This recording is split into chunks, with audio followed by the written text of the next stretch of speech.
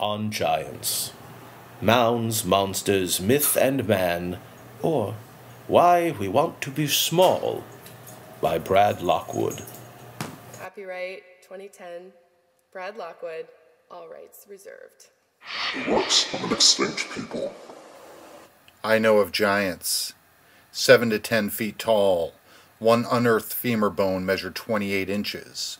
A crania fitting over ours like a helmet. Portentous, protruding lower jaw and canine forehead. Often exhibiting 2 rows of teeth with comparably monstrous molars. Some containing inexplicable dental fillings, signs of medical anatomical expertise. Other remains are noted as having plexemic shin bones, flat, thought to be adapted for tree climbing and ascendant living. If that's not enough, some skulls even came equipped with horny knobs on their foreheads. Tall, strong, and highly adaptable, giants engulfed my youth, hometown, and the surrounding area. America, too. Unique formations and finds from Quebec to Mississippi, Ontario to North Dakota, Colorado, and Florida, all confirm the existence of a larger, earlier people. Oversized and advanced, inhabiting and domesticating a wide area many millennia before mysteriously disappearing and being replaced by or inbred with what we now think of as Native Americans. Their prowess surely ensured their expansion and dominion over the continent.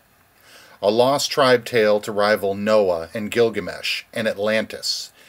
Giants are antiquity, similarly connected and documented here and abroad. The early scourge of pre-Abraham's Canaan to the time of David. Godless cannibals to be feared, avoided. Goliath. But no. Commonly and contemporarily said in the Bible's book of Samuel, to stand 6 cubits and a span, 9 feet 6 inches tall. Goliath's stature has actually increased dramatically over time. The much older and maybe more accurate Dead Sea Scrolls version of Samuel describes Goliath at only, and I quote, 4 cubits and a span, end quote, 6 feet 6 inches tall. Whether this is a translation error or mere exaggeration over time is subject solely to belief. Goliath was both the champion of the Philistines and a descendant of the Leviathans, who once roamed the Middle East, until vanquished by the simple stone flung from the sling of the God-fearing king to be, a son of Anak, which come of the giants. Numbers 13:13. A people great and many and tall as the Anakims. But the Lord destroyed them before them, and they succeeded them and dwelt in their stead. Deuteronomy 2:21. Sasquatch, Grendel, Shaquille O'Neal. But no. Troll or subterranean terror Grendel and his mother were defeated by Beowulf, the title character of the oldest known English epic poem, dating to the 8th century and containing historical references to 449 A.D. In Grendel's mother's lair, Beowulf finds a sword engraved with, quote, the story of the race of giants and their destruction by the flood. Then, decades later, after defeating a dragon, or quote-unquote worm, Beowulf lays dying, peacefully surveying the hoard of gold and, quote, bright, curious gems, the old work of giants. Find big bones and you'll find proof of the great flood. Adam was 123 feet 9 inches, and Eve 118 feet 9 inches tall. Ireland has Finn McCool, the colossus who built Giants+Causeway to fight the larger Benandonner, his Scottish foe. Variants of the tale have Finn tricking Benandonner into thinking he was a baby, either disguising himself or his wife covering him with a blanket, scaring him into thinking the real Finn truly gigantic and sending Benandonner fleeing, destroying the steps across the causeway in case he was followed. But no. Ancient lava flows are the actual cause and creator of Giants+Causeway, but the steps between Ireland and Scotland are still easy to see, as is understanding why early inhabitants would conjure such a tale to explain these unusual rock formations on both sides of the causeway. The Americas have similar stories, offering further hints of how natural anomalies were explained early on, and given the NFL's New York Giants their basis. Where the western waters of Long Island Sound slam into the East River, colliding currents creating lethal whirlpools, is an area known as Hell+Gate, and the realm of giants. A rocky, spiraling, swirling, and dangerous passage. Native lore holds that towering ancestors used to cross the treacherous channel on foot by stepping from rock to rock. Footnote. From page 6 of, quote, The Battle for New York by Barnett Schechter, Penguin Books, New York, 2002, citing, quote, The Adventures of Christopher Hawkins. It is not if there were giants, but how long ago and how many. More so, if the Old World and Native Americans have immense, invariably violent creatures tormenting the innocent, Goliath, Grendel, Cyclops, Jack's Beanstalk Brute, and a cannibal still haunting a hilltop in Cattaraugus County, why has America created kind, productive versions like Paul+Bunyan? Footnote. Paul+Bunyan may have a basis.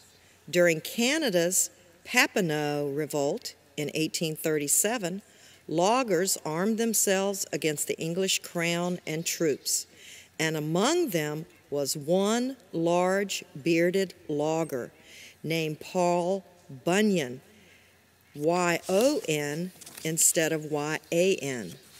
Respected for his feats during the rebellion, Bunyan's exploits were retold and enlarged around campfires, spreading into the American Northwest.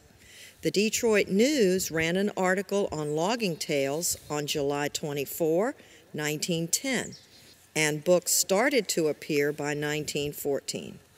Paul+Bunyan, the Canadian hero of a revolt, became Paul+Bunyan, a favorite American icon in children's literature. The Red River Lumber Company included him in advertisements, the brainchild of William B. Loghead. Customers actually expected the big-bearded Paul+Bunyan to service their accounts. Loghead is also credited with creating his companion, Babe the Blue Ox. Created for marketing, most likely, but the difference is too blatant to ignore. And then there's the Jolly Green Giant. Footnote. The Jolly Green Giant was created by Leo Burnett for Minnesota Valley Canning Company advertisements starting in the 1960s. Len Dressler, the voice of the Jolly Green Giant, ho, ho, ho, died in 2005 at the age of 80 and is credited with getting millions of young children to eat their vegetables. Dressler also did commercials for United Airlines, Marlboro, and Kent Cigarettes. Growing up in western New York, aka the Southern Tier or Western Door, along the Allegheny River and beside the Seneca Reservation in Cattaraugus County, southwest of Buffalo and below Lake Erie and bordering Pennsylvania, to be precise, I found giants everywhere. No boogeyman or Bigfoot, impossibly irrefutable, these particular behemoths are real and well documented, orally and contemporarily. The earliest written histories of Cattaraugus County's pioneers and the folklore of our predecessors, natives who have called America home for as long as their oral tradition holds, all contain consistent accounts of giants. This is the land of the Erie, the immense tribe later overrun by the Haudenosaunee, or Iroquois Confederacy. Maybe the most recent and last giants on record, the evasive Erie, were purportedly eradicated on a single night in 1656. A bloodthirsty giant still roaming, haunting the ruins of an early Armageddon above the Allegheny, is said to be in Erie. Western New York surrounded, quite literally. It is mere fate that I had just finished reading Sir Thomas Malory's Le Morte d'Arthur when I happened upon L.H. Everett's life work, History of Cattaraugus Co., New York.